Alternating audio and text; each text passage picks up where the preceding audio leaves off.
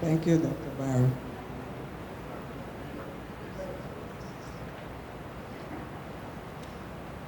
Good morning, everyone. I would like to invite you to stand so that we can pay homage to our ancestors, all the peoples that made Belize what it is. I will pour libation and ask you to reflect on the power that has brought us to this point, keeping in mind the struggles that we face and the passion that we have been hearing about keeping Belize intact. And we are doing it for the future, but we are also doing it to honor the struggle of our past heroes, people who have shed blood on our behalf, and we must respect and revere their efforts. And our way of saying thanks is by keeping up the struggle. I thank you.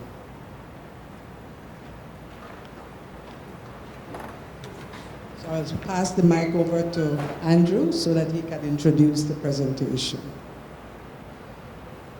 Thank you. So good morning. How is everyone doing? Feeling good? Happy? Oh, good. Good. It's good to be here. This morning, I've been working in Belize on and off since 2011, and with Miss Lucia more closely since 2016. And like the moderator shared, most of my work is in cultural psychiatry, looking at mental health, and particularly with some of the Mayan communities down in the southern areas of Toledo. But part of our work and our research, aside from the topics itself, involves the ethics of research, of how we go about this process in a good way and what that means. So we're changing the conversation a little bit from what's already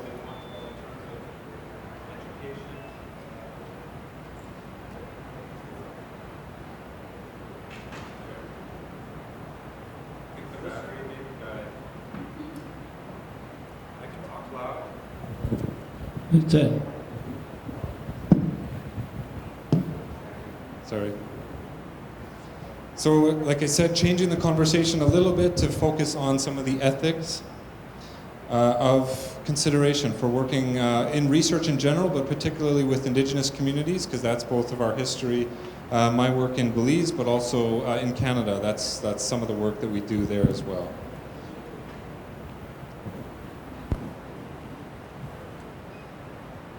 So what are we going to be talking about? Just very generally, what is ethics? Talking about some of the introductions to that concept and what we mean by that. Then Lucia will give a little bit of history about ethics and some different considerations at a global level. Then I'll talk about some examples from Canada and a couple models and frameworks that we use there in terms of engaging with Indigenous communities in an ethical way for research. And then Ms. Lucia will talk about some examples from Belize, and we'll end with some future considerations and recommendations. So generally, when we're talking about ethics today, we're going to refer to two different pieces that are interrelated. So the first one might be what we tend to think about more with ethics, particularly with research, in terms of official policies, or statements, or governance models that we have to follow by different institutions or that laid out by different groups. So that's one kind of piece about legal rights, intellectual property rights, broader ethical conversations and frameworks from more of a legalistic perspective. But the second one that we're also really wanting to talk about and focus on is more about a moral engagement with people. How do we build relationships with people? What is the ethical responsibility we have to form good relationships with people we work with in research capacity or in other kinds of capacities? So we're going to be talking about both of these throughout, but focusing a little bit on this in terms of our experience. So when looking at the reason for ethics, we're drawing on the history of the atrocities that have happened to vulnerable populations. And here, the Tuskegee, some of you may be familiar with the Tuskegee Study, a syphilis study, and the research shows that the same study was done in Guatemala as well, where humans were subjected to studies that were very destructive. They were not informed. Treatment was not made available to them, and they were not protected. So those are just some of the few that we know of. Then, based on that, there has been an evolution of guidelines, ethical guidelines, and our bias will be with the health sector. However, these guidelines will apply to any study, any research that impacts on populations. So you can see the Nuremberg Code, the Helsinki Declaration, the Belmont. These are based on once these incidences occurred, people got together and said, we have to do something to correct that. And so these different ethical guidelines evolved. So I have several of them listed. I have a couple slides. And the more recent one are the World Health Organization coming on board, and it has guided, some of you will be familiar with some of the incidences here in Belize where public announcement is made not to use certain medications because of the risk factor involved. And it's based on these guidelines that the Ministry of Health has decided to put out that message. So when we look at ethical guidelines,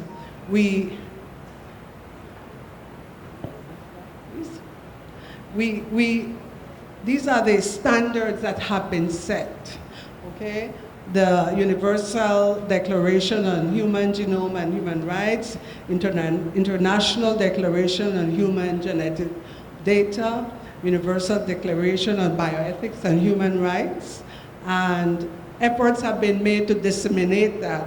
I have been blessed to attend several conferences in the region that address these bioethics issues when it comes to health.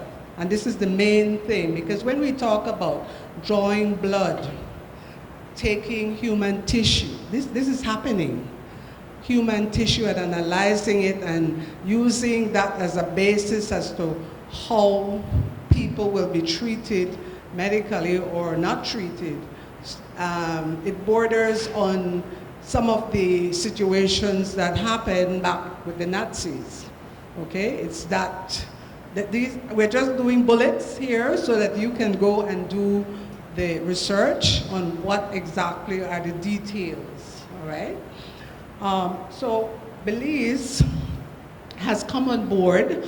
When I attended the meeting in Salvador, I was the only one from Belize at the time, but that was in 2013. And since then, there have been other meetings and the Ministry of Health has been involved, where the issue of bioethics is becoming a major conversation.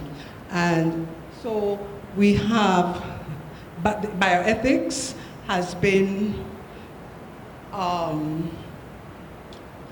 something that's very touchy, but because of the situation with the exploitation that happens, even the niche has decided to look at they put that factor into the culture policy, where health research is being guided and other research has been guided under the niche policy.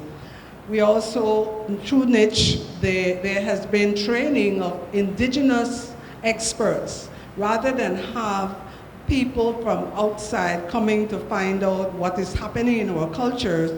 The niche has put together a cadre of persons who will guide and support the research that is impacting on our populations.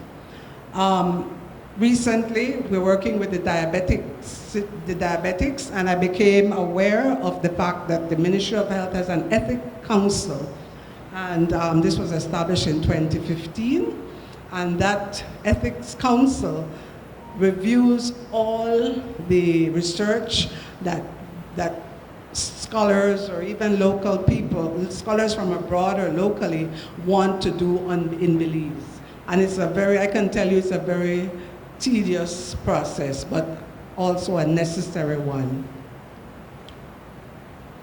So summarizing, when we are considering ethical guidelines, we want to make sure that principles, codes of ethics exist that oversight research. Those who participate in research must bear the burden and should reap the benefits also. So we're looking at two aspects, not just takers. The people who are providing the knowledge need to also benefit, and I will mention later some studies related to that. And then the advocacy movements have gained strength when it comes to ethical research.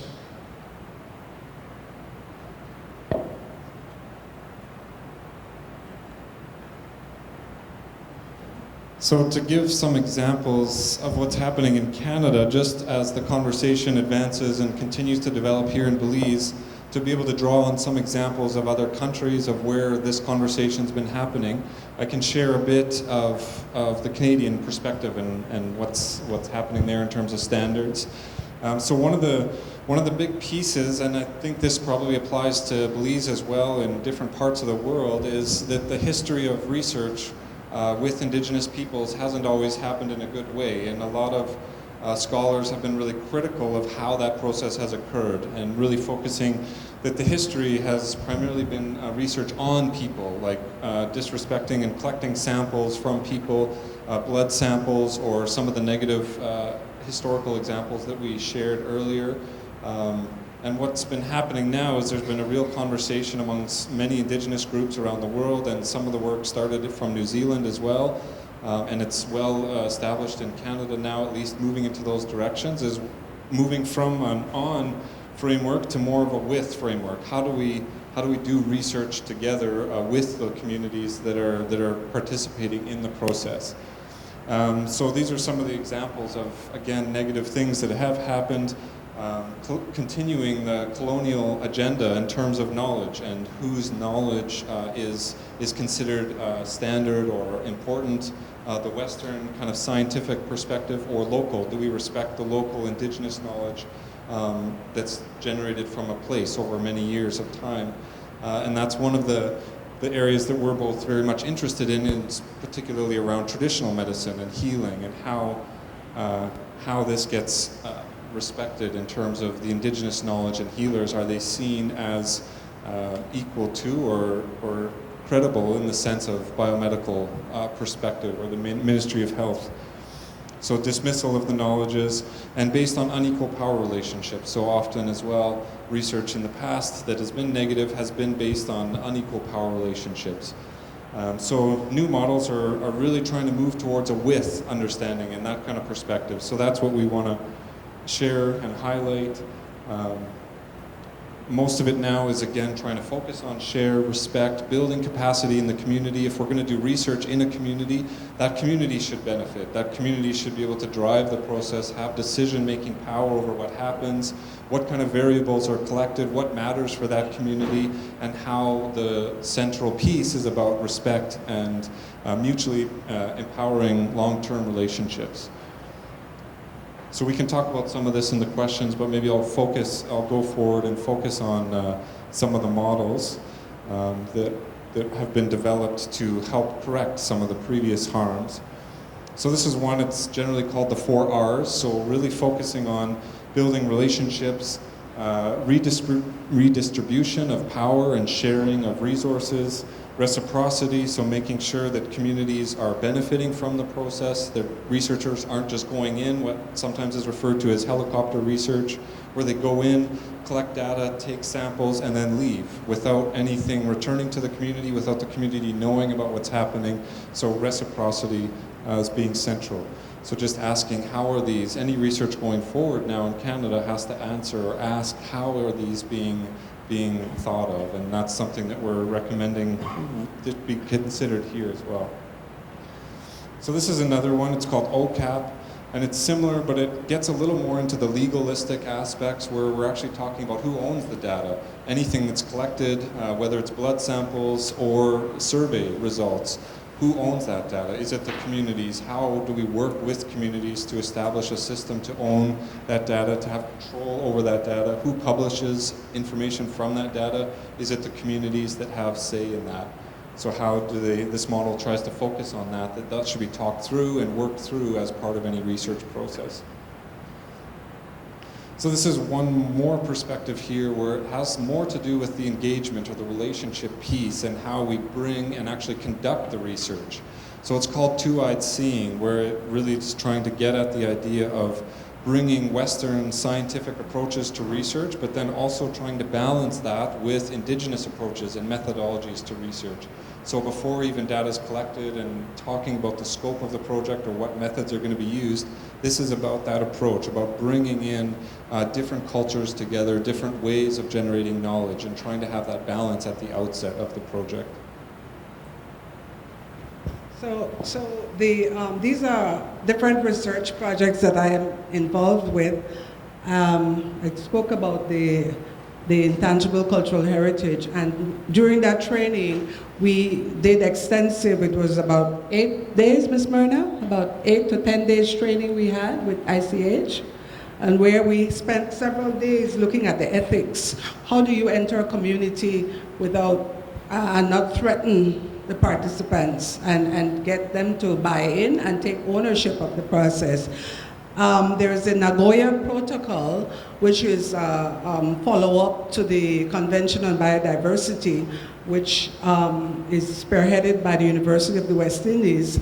And the critical issues that they are looking at is compensation for traditional knowledge, benefit sharing, and community-informed consent. You cannot go and get genetic information or even how to do something with natural resources without considering compensation for the people giving the knowledge. At this stage, Belize is a bit behind because each country in the CARICOM region needs to form a national authority, and we haven't done that yet. We are at this stage only of fact-finding and looking at what the obstacles would be for that. The Belize Diabetes Self-Care Project issues privacy and confidentiality, informed consent. This is really my training ground because it's work in progress, recognizing that Belize really is not clear on the process and the protocols that we want to follow. So it's evolving as we speak in terms of developing the instruments, the outreach, the approach. How do we recruit persons for this study without affecting their human rights? Then the Traditional Medicine Project, I have here, this continues to be my pet project, where this was the first one of my publications. And this information came from working with communities over a period of about 20 years. So, and collecting information on traditional healing systems of Belize. It was knowledge that people were sharing, they were willing to share, conferences, dialogue, and so on. But this product, my way of giving back, whenever I do workshops in communities, I give them copies of the book, because this is their information. I sell it to other people, but communities that provided the knowledge, they get copies of the book cost free. So it's very important to consider, and these are just some of the studies happening in Belize. However, since the BNRC is just formulated, I think it's very critical that we put in place these before we get further down the road. A lot has happened in the past, but we need to put something in place so that we can protect our population. So this is the position of the epidemiology unit. I asked them to give permission for this. Their policy is to ensure that any and all procedures, experimental trials, interviews, and so on, are uphold the dignity and privacy of all human subjects to be involved. The tools, even the instruments, they go through them with a fine-tooth comb to make sure that there are no infringements happening.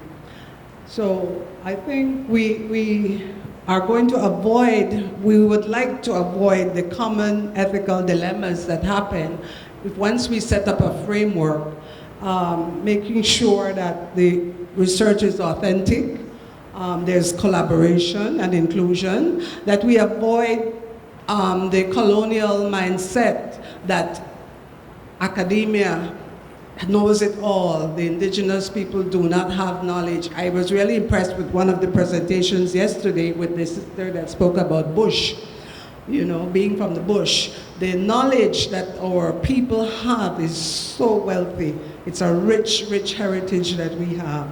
Conflict of interest and the list of the internal dilemmas. How do we build our capacity? If we begin with the mindset that we want to empower in-house capacity, then we will make sure that we monitor, that we train, that we have our students here at UB learn research methods that are not just Western, but also look at the traditional methods of collecting data and interacting with community.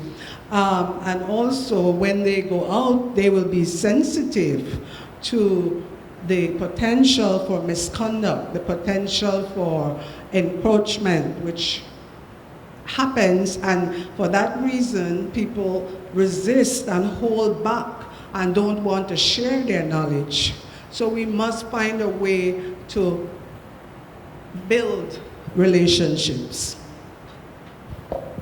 So in conclusion, we want to maintain and increase resources to niche, to implement the Belize culture policy. The culture policy is very wholesome, very intact. However, there's not much implementation, resources for implementing it. Cultural safety at all educational and research levels must be paramount in any program. Establish or strengthen local ethics council. Dr. Kala, I want to be a member of that council. Okay, so next meeting, get my email. Council of Elders. When I visited Canada, there was a resident Indigenous Council of Elders on campus. So anything that had to do, that was at the University of Manitoba, sorry. Anything that had to do with going into Indigenous communities went through this group of people. And they opened the door or closed it, depending on their satisfaction with this research. And by extension, build capacity of Indigenous experts, peoples and communities on self-determination. Not all research is in our best interest, so that's where the screening comes in. Draw on experience and resources from other countries like Canada and also New Zealand, Australia. Those are very powerful. They have powerful framework for Indigenous people research. Thank you. Thank you.